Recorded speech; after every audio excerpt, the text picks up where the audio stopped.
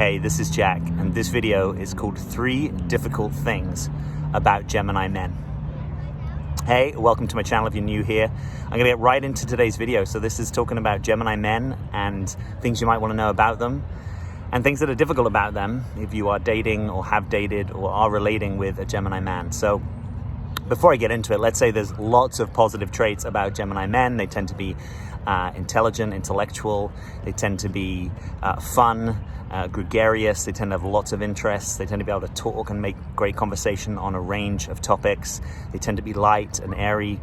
Lots going on. But this video is actually focusing on 3 difficult things. So the first thing that can be difficult about Gemini men is that they can be glib. You may get the sense when you're talking to Gemini guys that they are talking incredibly lightly about something that to you is personal or serious. And they may relate to topics that for you are ones that you're emotionally invested in. And for them, the way that they're talking about it can seem lofty, detached, maybe loquacious, right? There's lots of words that they're saying, but you can't quite grasp the central meaning of what they're trying to say to you. Well, they may even have a quality of being kind of smooth or buttery. It's a word I sometimes use, buttery, just kind of meaning incredibly charming, but you're wondering about the substance of what is being said. So that's the first difficulty that you can find with Gemini men. Now, Gemini men are also going to like to communicate. So one of the upsides of this sort of trait of saying a lot of words is that they're going to be chatty, probably and conversational, and want to relate with you in all different ways.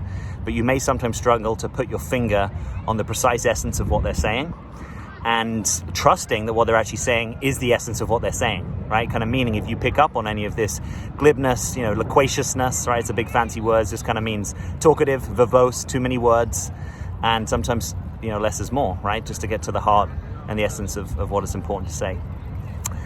The second thing that may be difficult about Gemini men is, the Gemini is the twin sign, right? So there's likely to be 2 sides to them, as cliche as that sounds. And you need to make sure that you've met the second side, right? Sometimes the second side might come as a surprise to you, or it might not even be known to you, right? So if you haven't yet met that second side, just stay curious and observational.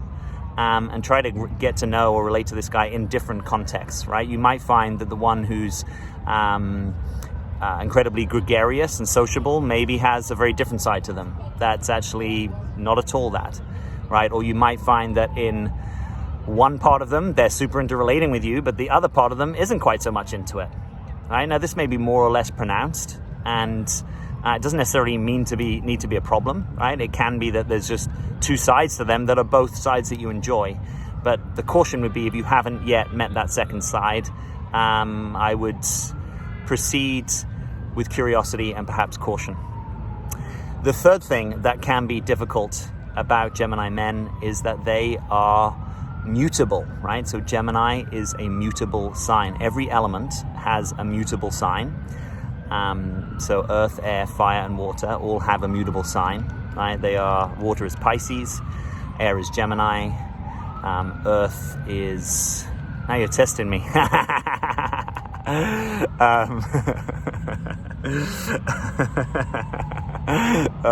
Earth is, and now I can't even remember what the other sides are. Oh my gosh. Oh, fire. Yes. Fire is Sagittarius, and earth is Virgo. Okay, but the essence of what I'm trying to say is that mutable signs can be changeable, right? And this is going to be most true perhaps of Gemini, right? Being an airy sign, air has the ability to move quickly between topics, ideas, types of experience. So you may find that a Gemini guy is lacking consistency, right? And in dating terms, we often talk about consistency as being the number one thing that you want to pay attention to if you're looking to move into a more committed style of relationship with a man. So this is something to pay attention to, right? You may find that, to use some fancy sort of jargon phrase here, you may find that he's not so continuous, but is a bit more continual, right? Continuous is when something is just continuously happening without interruption. So he might be continuous in his way of connecting with you.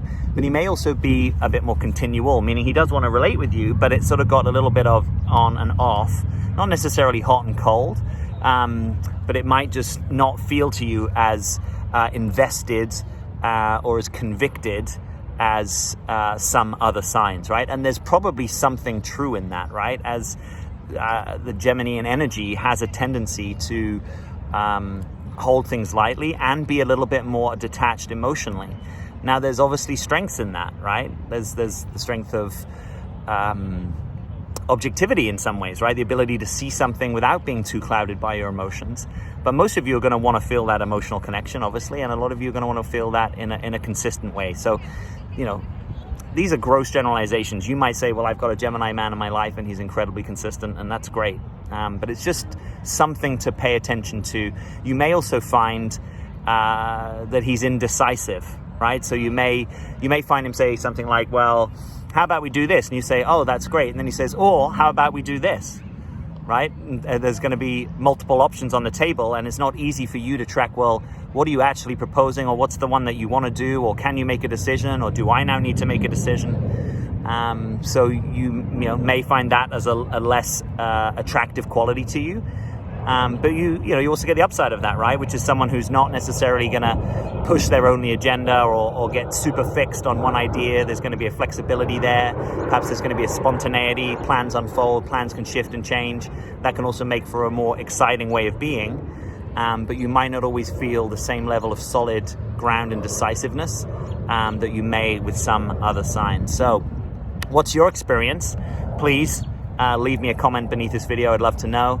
And if you like this video, please give us a like, and I'd invite you to subscribe to the channel. I release videos every week, not often more than once a week, on dating, personal growth, and authenticity, and I would love to have you with us. All right, as always, I'm Jack. Thanks for being here.